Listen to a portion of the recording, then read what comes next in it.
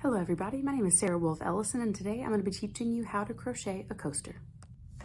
For materials, you will need a crochet hook. Today I'm using 4 millimeters, but you may use any size you wish. It will just change the size of your outcome on your coaster. And I'm also using a medium weight yarn. You can use whatever weight you choose, but once again, it will change the size of your coaster. Our first step will be to create a slip knot. In order to do this, you'll take the ends of your yarn and create a loop. Once you have created this loop, you will flip the loop over the tail end to create essentially a pretzel shape.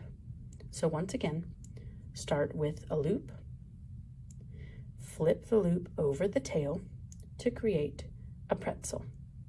You will then pull this inside piece of the pretzel through, and this creates your slip knot.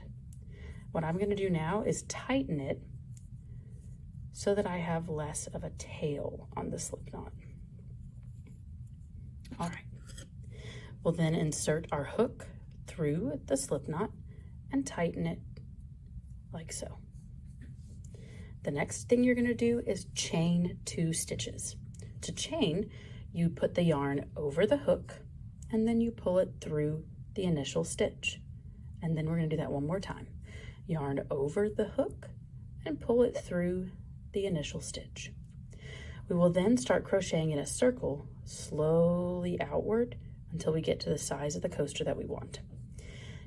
Keeping this stitch on the hook, you will insert the hook into that initial slip knot. Once again, we'll yarn over and pull through that initial stitch. We'll yarn over one more time and pull through these 2 loops. You've completed your first stitch. We'll continue with this step, increasing by crocheting into that initial hole all the way until we get to the size that we want. We'll continue to crochet through the initial hole till we get all the way to a circle. And then I'll show you how to increase from there. So you go through that initial slip knot, pull it out, yarn over, pull it through. Into that slip knot, yarn over, hook that yarn over, we'll yarn over again and pull through. We're going to pull the tail and hold it in your left hand or whichever hand is not dominant while you're holding on to this base we're creating. That way you're able to weave in that tail as you're crocheting, so you don't have to worry about weaving it in later. So the hook, once again, goes through that initial slip knot, hook the yarn over, keep the tail in between the yarn that's attached to the ball and the hook right here. Yarn over, pull through. Initial slip knot in, yarn over, pull through, yarn over again, and pull through. Now we are at our initial little circle. You could technically call this a coaster for the world's tiniest teacup, but we're going to keep increasing until we get to a more manageable size for a regular mug. To do this, you're going to insert into each individual stitch. Insert, yarn over, pull through,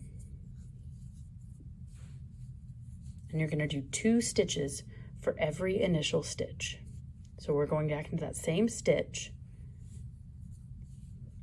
and pulling it over.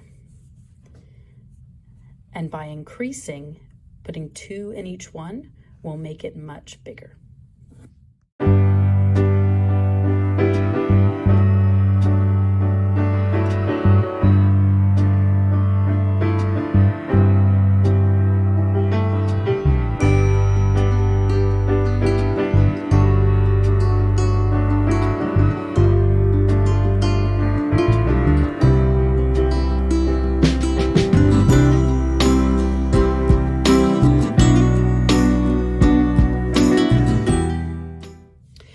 We've reached the end of our coaster. So now what you'll do is pull that stitch slightly loose, take out your hook and insert it from the back in the next loop. We will then pull this hook, this initial loop through in order to finish it off well. So you'll hook it over the top, pull it through that final loop, and then the final time you'll yarn over and pull through in order to create a knot. And you'll pull it tight in order to seal it well. And you can leave it here if you want, but I don't like this little tail hanging out, so I'm gonna weave in the end. So on the back, I'm going to weave my hook through a few stitches like so, and pull this through. It'll still stick out a little bit, but it won't be visible from the front. And now we have a little coaster.